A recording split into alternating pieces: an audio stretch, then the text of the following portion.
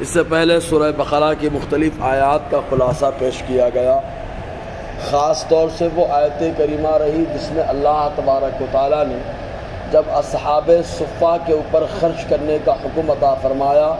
تو صحابہ کرام کی ایک جماعت نے ان میں الگ الگ انداز میں خرچ کیا۔ کسی نے کھجور خرچ کیا ان کے اوپر، کسی نے درہم اور دینار خرچ کیا، تو اللہ تبارک و تعالیٰ نے ان کی تعریف قرآن مقدس نے بیان فرمائی۔ اور آج کی جو آیت کریمہ ہے، اس آیت کریمہ میں اللہ تبارک و تعالیٰ نے سود خوری کی مذمت بیان فرمائی ہے۔ چنانچہ روز محشر معاملہ ایسا ہوگا جب سور پھونکا جائے گا، ہر کوئی قبر سے نکلے گا، لیکن سود کھانے والے کا حال ایسا ہوگا کہ اللہ تعالیٰ خود ارشاد فرماتا ہے قبر سے جب نکلے گا تو کوئی اپنے پیٹ کو سنبھالنے کے چکر میں بار بار گرے گا، کوئی جنون کی وجہ سے بار بار گرے گا، اور جو آدمی سود کھاتا ہے تو سود کھانے والا ایسے بار بار گرے گا جیسے اس کے اوپر شیطان کا اثر ہو گیا ہو، اور شیطان کے اثرات کی وجہ سے وہ چلنے سے قاصر رہا، بار بار اٹھے چلے، بار بار اٹھے چلے۔ یہی حال سود کھانے والے کا ہوگا، اور سود کھانے والے کا معاملہ ایسا سزا کے طور پر آقا نامدار مدینہ کے تاجدار صلی اللہ علیہ وسلم نے ارشاد فرمایا، سود کھانا اپنی ماں سے 70 مرتبہ زنا کرنے سے بدتر گناہ ہے۔ یعنی آدمی اپنی ماں سے بدکاری کرے، اولاً تو بدکاری خود ایک گناہ اور خطرناک عیب کی چیز ہے، پھر ماں کے ساتھ اس سے بھی زیادہ عیب اور گناہ کی چیز، اور پھر 70 مرتبہ اس سے بھی زیادہ، اور جو سود کھانا اس سے بھی زیادہ خطرناک ہے۔ اسی طریقے سے حضور صلی اللہ علیہ وسلم نے الگ الگ انداز سے اس کی مذمت کو بیان فرمایا۔ چنانچہ ارشاد فرمایا، سود کھانے والا، سود دینے والا، سود لینے والا، سود کی گواہی دینے والا، سود کی وکالت کرنے والا، سودی کاروبار کو لکھنے والا، سب پر اللہ تبارک و تعالیٰ کی لعنت ہوتی ہے۔ اللہ تبارک و تعالیٰ سود کھانے والے سے جنگ کا اعلان فرماتا ہے۔ دو ہی ایسے لوگ ہیں جن سے اللہ تبارک و تعالیٰ نے جنگ کا اعلان فرمایا، ایک اللہ تعالیٰ کے ولیوں اور دوستوں کا جو گستاخ ہوتا ہے، اللہ تعالیٰ اس سے جنگ کا اعلان فرماتا ہے۔ حدیث پاک میں آیا، من عاد لی ولیا فقد آذنتہ بالحرب۔ اللہ تعالیٰ، اللہ کے رسول نے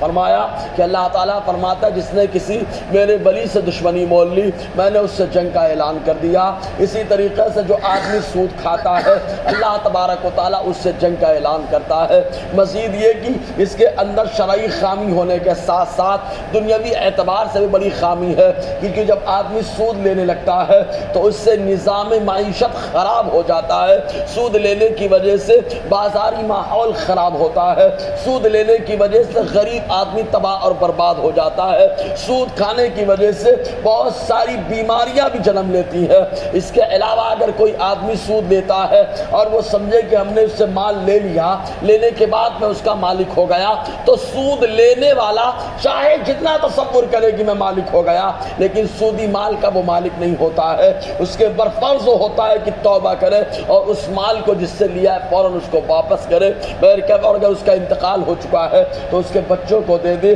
اللہ تبارک و تعالیٰ ارشاد فرماتا ہے، الذین یأکلون الربا لا یقومون الا کما یقوم الذی یتخبطہ الشیطان من المس۔ اللہ تعالیٰ فرماتا ہے وہ لوگ جو کھاتے ہیں سود کھڑے نہ ہوں گے الا کما یقوم الذی یتخبطہ الشیطان، مگر اس کی طرح جو کھڑا ہوتا ہے جس کو شیطان نے چھو کر مخبوط بنا دیا، خبطی بنا دیا، یعنی محشر میں قبر سے اٹھ کر کے جانے کے لیے کھڑے ہونے کی کوشش کریں گے۔ دنیاوی اعتبار سے سود کھانے والا اپنے آپ کو بڑا پاورفل سمجھ رہا ہے، لیکن محشر میں جب سود پھونکا جائے گا تو جانے میں اس کے لیے قیامت پر قیامت ہوگی، بار بار اٹھ رہا ہوگا، گر رہا ہوگا، بار بار اٹھ رہا ہوگا، گر رہا ہوگا۔ اس کے علاوہ حضور صلی اللہ علیہ وسلم نے سود کھانے والے کے تعلق سے ارشاد فرمایا، وہ اپنے پیٹ کے اندر آگ کے گولے ڈال رہا ہے، انگارے ڈال رہا ہے۔ اندازہ لگائیے جب آدمی سود کھانے والا جو لقمہ کھاتا فرماتا ہے وہ آگ کا گولا اور انگارہ ہوتا ہے۔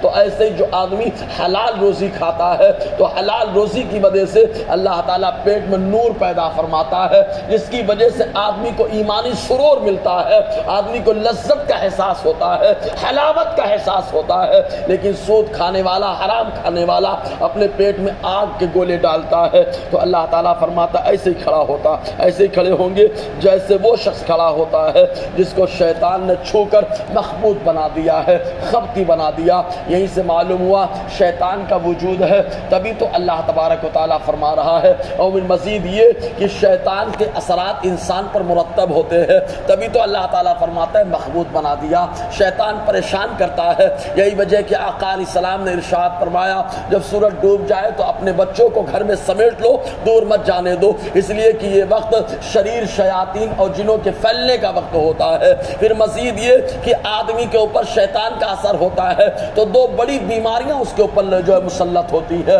ایک بیماری جس کو مرگی کہا جاتا ہے، یہ بھی شیطانی اثر سے